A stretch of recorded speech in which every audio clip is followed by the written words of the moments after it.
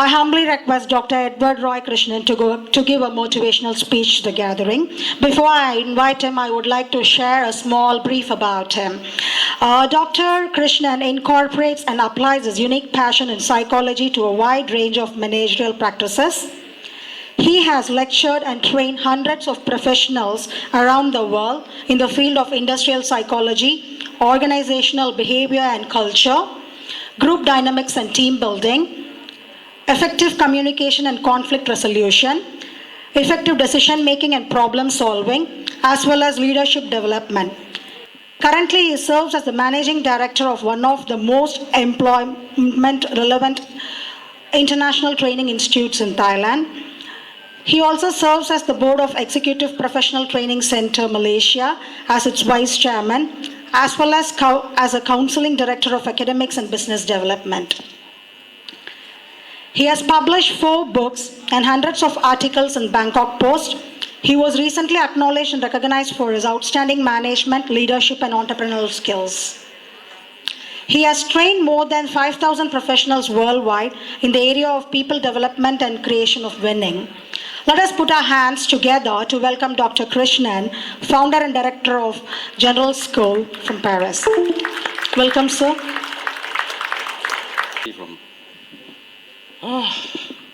So many speeches. I know you're tired. I am tired. And now it's 12 o'clock. What a timing for me. Very bad luck. Okay, so before you throw eggs at me, I should say whatever I want to say and sit down.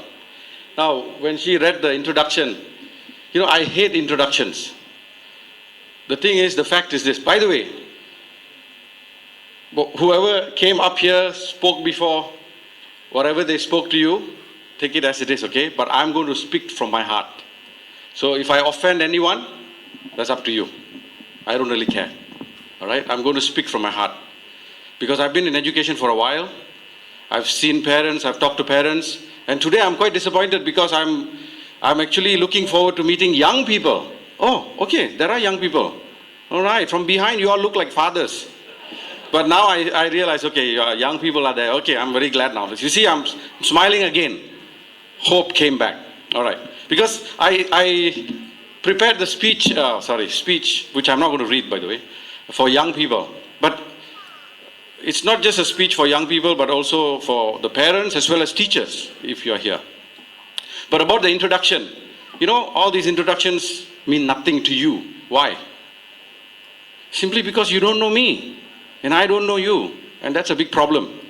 Especially when people come up here and speak, or even on Zoom or whatever, if you do not know someone, they can roll on the floor, do magic, whatever. You are not excited at all. Isn't it correct? Yeah, you are thinking about biryani or whatever you ordered just now. You're thinking about how many more hours for Sunday to be over. I want to get out and do my stuff, Sunday stuff. That's the truth. So we all come to events like this and we put up a nice show, and I hate shows. So I'm going to speak from my heart, even though I'm dressed like this, formality's sake. Otherwise I could have just come in more casual dress or attire.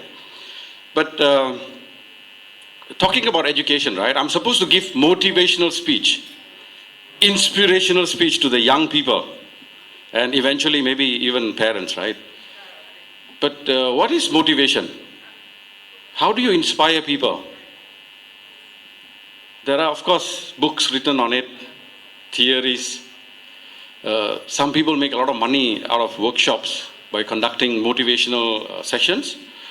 So there are a lot of ways of approaching this, but what is motivation? Well, I'm going to sound a little bit depressive to start off with. Especially young people. How many of you have been to a funeral ceremony? Young people, raise your hand. Funeral. Because older people, I think you have been to, you're a young person, huh? Hello, auntie. She is raising her hand now. Wait, I'll come to you. Okay, young people first. How many of you have been to a funeral service? Okay, great. I want to know that because otherwise I won't make sense to you. Adults, how many of you have never been to a funeral service yet? Okay, anyone else? Never been? Okay, all of us have been to a funeral service. And in most funeral services, whether it's Hindu religion or Christianity or Islam, I think there will be a time for someone to talk about the dead, right? We call it eulogy. Eulogy? So, how does a typical eulogy read, or how does it go? By the way, don't be angry with me for talking about death. We came here to talk about university, what to study and all that, but why am I talking about death? Well, there's a big lesson here. What do people talk about most of the time when they talk about a dead person? Are they talking about, he studied in this university, and he earned this degree, and he earned this much money? Are they talking like that? What are they talking about, usually? Young people, have you heard a eulogy being read? No. Okay, but people talk about the dead person, right? After they are gone. Okay, and normally what do they talk about? They talk about, bank balance, what?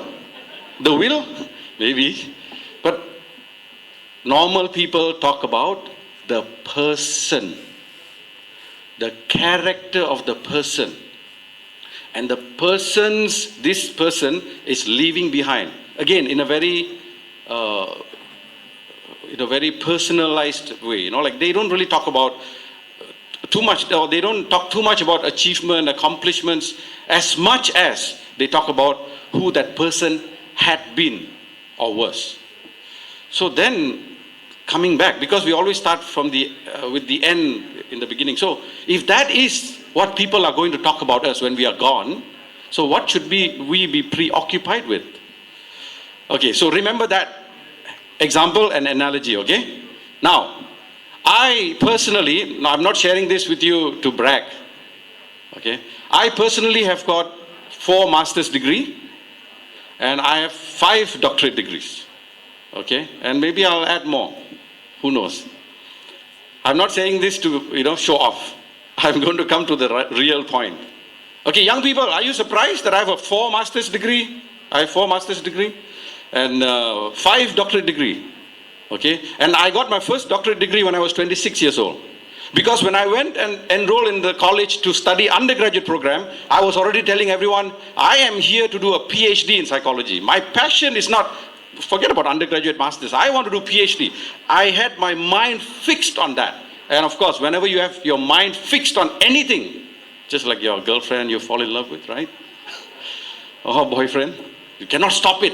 You take shower, you don't get wet. You eat food, you don't feel full. You try to sleep, you keep rolling on the bed. Same like that.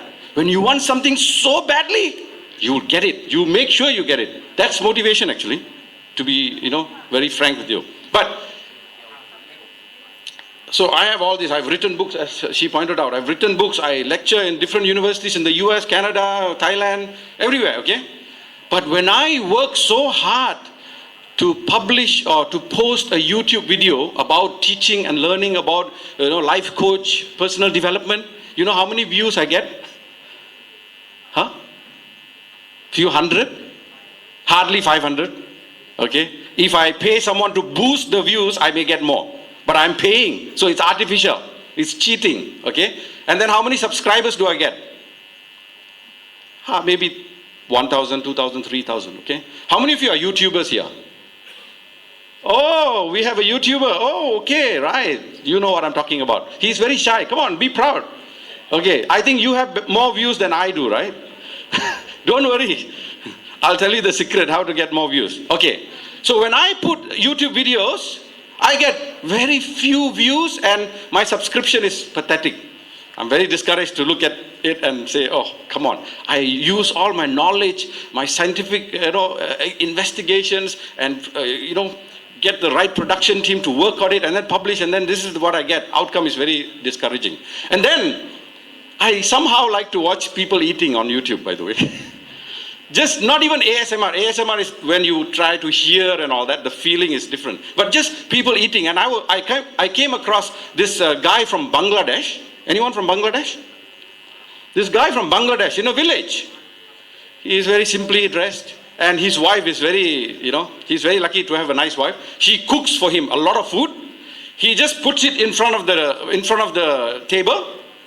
Recording is very so-so, just in the house, okay? And he cannot even speak English. I don't know what degrees he has, but cannot speak English. And then he eats food. You know how many views he got on that one video I was watching? Huh? 10 million. 10 million view. What is he doing? Just eating food. And you know how many subscribers he has? Now, he actually became very famous during COVID, especially. I don't know why. People didn't have anything to do. They were watching all this, okay? 300,000 subscribers. I looked at them and I said, why? What happened? You know, I have all these degrees. I published books. I worked so hard, become professor. By the way, I have more titles than that. I am Kentucky Colonel Professor Doctor now. Okay, people gave me titles and titles. I said, what is all this? For what? Now, don't get me wrong. Okay, I'm going to tell you, okay? Parents and teachers are the worst people to advise young people about career path and university choice. Yes, he's agreeing. Yes. Oh, but don't tell my parents. Yeah, they're the worst people. You know why? You know why? The example I just gave. Look at what's happening on social media. He is getting a lot of views and making a lot of money, and I'm struggling to make money as a professor. Wow, I'm not struggling to make money, by the way. That's just a joke. I'm exaggerating. But there's a difference here. Okay, so parents, please don't go to your children and say, in my day, during those days, when I was a child, no. The times have changed completely. You do not go and talk to your children like that anymore. You do not know what is happening with them, what is going to happen to them in the future. You don't know, they don't know, I don't know. Okay? But, of course, that doesn't mean that we should not be prepared. Now, I'm not discouraging university and degree and all that. You still need to do that. But why I'm sharing this is you need to manage your expectations very, very carefully. In other words, don't expect, like your parents' time, when they get degree, they are assured a good job, a good salary, and all that comes with it. But today, a degree does not guarantee success and happiness. Ultimately, we all are working for happiness. A degree does not guarantee that anymore. Full stop. That is the truth. And no matter where you study from, sorry, universities will always promote themselves and say they have this ranking, that star, whatever. It doesn't matter, because I've seen it. I've seen university students or graduates who come and sit in front of me at the interview. And you know what? And that's another thing, okay? When people interview, are they really looking at your degree and making a decision based on the degree? You ask your parents, how many of them got selected because of the degree, per se, like only the degree? Or do employers even take a look at your transcript? Some of you are hiring also, right? And you're firing and hiring. You know what you're doing. So let's face up to the truth of the matter, and let's not lie to ourselves anymore. And let's acknowledge things for what they really are. And really, really focus on what is really important. So going back to the eulogy, right? What people read about you at the end of life. It's about you as a person. So coming back to the YouTube video, now you see all the connecting points, right? YouTube video, how is it that he is able to get 15 million, 12 million, 10 million views? Well, he has a skill that I don't have. And that is, he knows how to market himself. So you may have hundreds of degrees, and yet if you don't know how to market yourself, you are not going to be successful in life. This is the world in the future, okay? If you want to clap, clap properly. Otherwise, don't clap, please. Don't embarrass me now. The energy level is very low, by the way. I was observing from the back. The energy level is very low. I understand it's a Sunday and it's also cloudy, but please be here, okay, for a while. Anyway, so in order for you to effectively market yourself, do you know what you need? I think I'm going to go back to the ancient times, philosophies. You need to first and foremost understand who you are as a person. Now, young people, I know this is not easy, because for us, even adults, even we, when we are 40 years old, 50 years old, even 60 years old, sometimes we don't know who we really are, what we really want. After so many years of living life, we look back and then we look at the present and we ask ourselves, what am I really doing with my life? Am I really achieving what I want to achieve? Or many people, young people, choose university major or choose a university because of parents' choice, because of peer pressure. Oh, all my friends are going there, so I will go there. Or because of the wrong notion that if I go to this university and study this major, I am going to make it big and I'm going to be successful. Isn't that true? Yes, this is what happens. But this is all very random decision making. So she talked about me advising people about decision making, problem solving. Very simple. You have to be very deliberate. You have to be very conscious about your decisions, about university, about college. But more than all that, or even before all that, as I said, you need to learn to market yourself. And how you market yourself? First and foremost, the prerequisite is you need to understand yourself. And I'm very sad, okay, until today, psychology is a course in American international schools that is given as an elective. Forget about British curriculum, Singapore curriculum, all other curriculums, they don't even teach psychology. I believe psychology should be taught since kindergarten, preschool, kindergarten, some way or the other. Because if not, I mean, we teach math, we teach geography, we teach science, we teach everything, all the subjects. But we don't teach our pupils, our students about themselves. Who is the learner, by the way? It is them. But they don't understand themselves. They don't understand how their brains are working. And so sometimes when they fail, it's not because they are less intelligent than other students or stupid. No. It is just that they don't understand the learning skills which they could improve on if they understood how the brain works. And that's all psychology. So young people, I know choosing a university is important. I know choosing a major subject is important. But you know what is more important than all that? The most important thing in life, not just now. I know you are here to make some decisions with your parents. But more than that, parents, please realize this and help your kids with this. Help them understand themselves, their values, what they really want to do in life, what they want to make out of their life. And don't tell them what they need to do. Come on. You have lived your life. Okay? And you are living your life. Let them make that decision. You just guide them. You know, and be there for them. So parenting is about understanding your kids. And understanding this does not mean you work so hard. And this is one phenomenon in Thailand. And I used to work at the Graduate School of Psychology at Assumption University. I heard someone is here from Assumption also. And we actually do a lot of research. And I used to be research supervisor for master's and doctorate students in the counseling program and the psychology program. And we do a lot of research. And we realize one thing. There are a lot of young people who feel alienated, even though they have families intact, not orphans, but they are alienated. They feel lonely. You know, long ago I went to Mauritius. The government, the Ministry of Education of Mauritius called me twice to train teachers because they don't have enough counselors, because that's not such a small country of a few million people population, had high suicide rate of teenagers, men and women, boys and girls, committing suicide. You know why? Even though the parents are there, but they are so preoccupied with working so hard, giving the best education, meaning making a lot of money, putting them or throwing them into the most expensive schools, thinking that this is how we are showing our children that we are caring toward them. No, this is not real caring. Are you really there for them and with them in their journey to understand who they are and what they really want in life? And what they want to make out of life. If you're not there, then everything else is useless, is redundant, is irrelevant.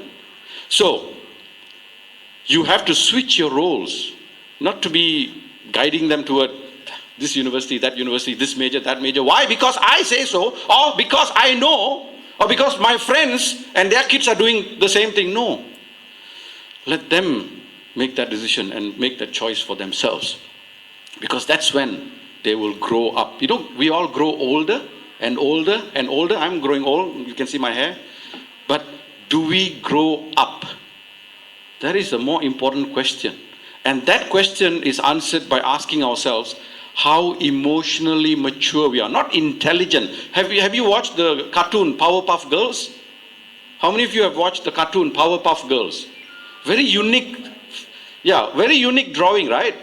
All the three girls, what are the names? Bubble, Blossom, Buttercup. Quiz, she passed. Okay, others fail. Okay. Blossom, Bubble, and Buttercup. One of the, now if you don't know who are these Powerpuff Girls, you better go and Google, because there's a lesson here. All these cartoon characters, right, the three girls, their heads are very big. Bigger than their bodies. Their bodies are only this much, but the head is so big. This is school system today, our education system. I don't care if you are talking about the Harvard or Yale or Oxford. I'm telling the truth. This is the truth. Okay? No matter which university, no matter how much they brag, the fact of the matter is we have created people with big heads, meaning intelligent, very intellectual, highly intelligent, intellectual, know the subject matter, can go and teach. But the body in the heart is in the body, that representing the emotional maturity and emotional growth and physical fitness. We neglect that. We don't want that. Especially for our young people here. We don't want that for you. So, don't worry about whether they are motivated or not. Because you know what? I believe, in my years of research in the field of motivation, my first PhD was about a variable called, or construct, psychological construct called achievement motivation, or the need to achieve. Now, I was so young at that time, but I'm still very, eager to know why in a group of 30 students, let's say in a classroom, or a group of 300, 400 people in a school, why is it that there's always a group of students or young people who are very achievement oriented? They want to get A's, they want to succeed, they want to, shine brightly, and yet there are just the other opposite. They're flunking class, don't submit assignments, show very little interest in school. Why? I actually investigated that. That was my first PhD thesis. But that doesn't matter. And what I found out is that everyone is motivated at any given time. Even now you're motivated. But some of you may not be motivated to listen to me, but you're motivated to pretend to listen so that I can finish my speech soon so that you can go and eat. That's okay. That's still motivation, you see. Yeah, as long as you are awake and living every day, you are motivated. And even if someone is sleeping, don't want to go to school, that person is motivated. What do I mean? Yeah, motivated to sleep. That is motivation. So don't abuse the word motivation. What you need to do is create that interest. Now, I'll tell you my own journey. Why did I become so passionate about education? Because my mother used to tell me stories about my grandfather, who used to be a headmaster, and how passionate he was about education. She didn't tell stories about so-and-so person got a high education and then went on and made a lot of money and bought Lamborghini and Ferrari. No, she talked about education in a very different way. How education changes lives, how education makes you humane, and that stick with me until today. And so I view education in a very, very different way. And that's what we advocate for at the European International University, at Bangkok School of Management, at Wells International School. We try to do things very differently because we feel that everything else we do is going to be a gimmick, a marketing technique that we are not interested in. So, coming back, everyone is motivated all the time. Realize this. Don't say your child is not motivated. Never ever say that. Okay, never ever say that. Your child is not motivated. They are motivated. But the object of motivation, the object of motivation may differ at different points in time. Okay, so today maybe they are motivated to play computer game. They are preoccupied with that. So what do you do? So not long ago, I'm going to finish with this example, okay? Not long ago, I was teaching education psychology master's degree course to a group of Cambodian students at a university in Battambang. It's another province far from Phnom Penh. And one of the students came to me and said, my brother doesn't want to spend time studying. Many times I told him, study. Without education, someone told earlier, without education, you cannot make good out of life. Knowledge is power. Yes, I acknowledge all that. But you're missing the point. So she came and asked me for advice, because I'm not just their teacher, I'm also their counselor, it seems. I don't know. Unwritten rule, right? They changed my role. Anyway, I asked her, so what is your brother doing? Sorry, what is your brother doing? Okay, you told me what he's not doing, he's not studying, but what is he doing? Oh, he's very, he's preoccupied with soccer, football. He is constantly playing football. So I said, have you ever gone to the field and sat there and watched him play football. What will happen? What do you think will happen to that brother when she goes and sits and watch him without any judgment? Your kids are playing computer game. Daddy or mommy go and sit and just watch instead of saying, "Why are you playing computer games? Why? Turn it off, go and study." No. Sit down. Look at what they're doing. Look at what they're doing. Just be silent and be with them. And I also told her another thing. And not just that. When he comes back, you sit down with him, right? Eating dinner together, you ask him, "So how was your match? What was good today? What was not so good today?" And he will be shocked. My sister is taking interest in me? Wow. And what do you think will happen after that? See, that's it. It's not rocket science at all. So your kids need to understand themselves and you need to understand them. And when you do that, motivation will come automatically. You don't have to force it. Or motivation is just like, a basic need. Abraham Maslow, if you study psychology and even MBA and all that, it's a basic need. Motivation is a basic need. Just like food and all that, shelter, security. So why do you need to push it down their throat? No need. Just do what you need to do. Spend time with them, try to understand them, learn about them and what they are passionate about. Even if it is not about education or learning the way you all did, okay? It doesn't matter. But once you pay attention, understand them in whatever they are interested in, then they will start taking interest in what you like them to do, which is study. They will do it willingly, open heart, right? So I think that's it. I don't want to waste your time. Thank you very much and God bless.